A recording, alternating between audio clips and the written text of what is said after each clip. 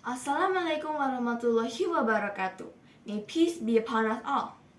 My name is Sherly Aliyya and I'm 13 years old and in 8th grade from Blossom School in West Jakarta.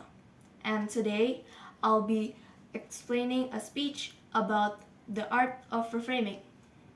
Well, you've all probably heard about the art of reframing before, but really, what does actually the art of reframing mean? The art of reframing has another way of saying by reframing your perspective. And by reframing your perspective is necessary when something unexpected occurs, whether it's pleasant or even unpleasant. But why should we even reframe our perspective? Well, by reframing our perspective, we can actually secure our chances of being success even bigger. Well, you're probably thinking that it's just better and more simpler if we just stick to a plan, right? If we stick to a plan, well, you can do that. You can consider that as an option. But of course, it has a slim chance of succeeding and a bigger chance of failing. Instead, if we actually reroute our paths, we can actually discover and reveal more opportunities about more universities or even our dream partner.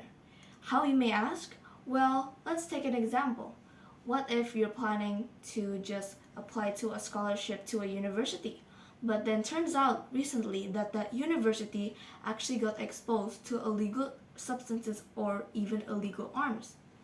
Or maybe you're even planning to marry a wealthy partner, but then in a blink of an eye, you're already 50 years old, yet you can't find someone that fits up to your standards for you to marry. Won't it all just be a wasted opportunity? Reframing your perspective can also be said simpler by changing your point of view in life. And again, by changing your point of view in life, you actually discover more and more opportunities that actually helps you better at life. But of course, with better opportunities, not everyone took it as a benefit. Some people actually led in dead ends, and instead of dead ends, they're actually confused and was already too tired to even think about any other solutions, and instead just carelessly takes a path without seeing or even observing the consequences. This way, they actually accidentally sink into negativity. But of course, not all people just sink deeper and deeper into negativity, helplessly waiting for someone to help them. Instead, they actually find ways to cope with their moments of despair. In this way, they actually get back up on their feet, and by this way, they actually walk towards the correct path in life. I'm sure that all of you has made a lot of regrettable decisions, and I must admit that I have too, tons of them. But of course, we're not all flawless. As individuals, we're never flawless, and by our mistakes, we don't put it as something that sets us back, but instead of something that actually makes us a lesson and we carry it along our journey. So I'm sure that's enough about what the art of reframing actually means.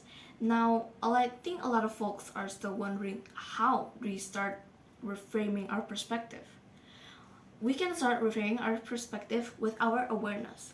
It takes us just to pause and recognize our surroundings. Should we consider a mistake as something that set us back and delay our journey, or something as a lifelong lesson? We're never flawless, nor anyone on this human earth.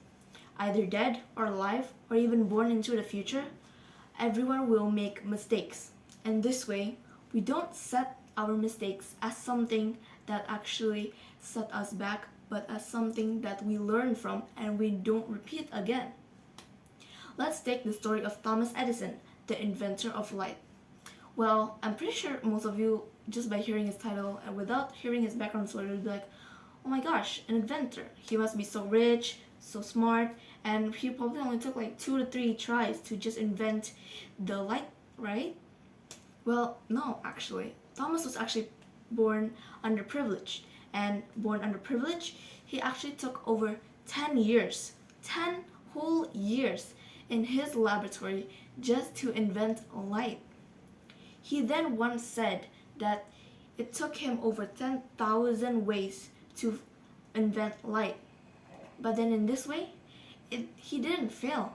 He just found 10,000 other ways that didn't work.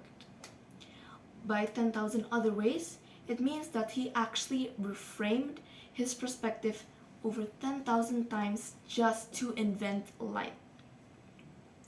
By then, in conclusion, we can see that the art of reframing or reframing our perspective isn't just something as a careless tool and it's just like no use. It's actually often looked over, but when it's actually very crucial and very important in our lives, because without it, we would have been on the same path we were waiting for, while the roads on that path were actually already broken and destroyed. And kid you not, by taking a different path, we actually strengthen our memory and we strengthen our confidence to actually take another path and take a risk. By taking a risk, of course, it has bigger chances of failing and we never know what could happen. And again, it's better to just stick to a plan, right? Well, what's life without biting the bullet and risking for the greater good? Of course, everything comes with a downfall and something positive. And we should always look into something positive and that downfall as something as we should be fully aware of. If we actually strengthen our reframing, if we reframe perspective correctly, we can actually help and inspire others who are actually afraid to step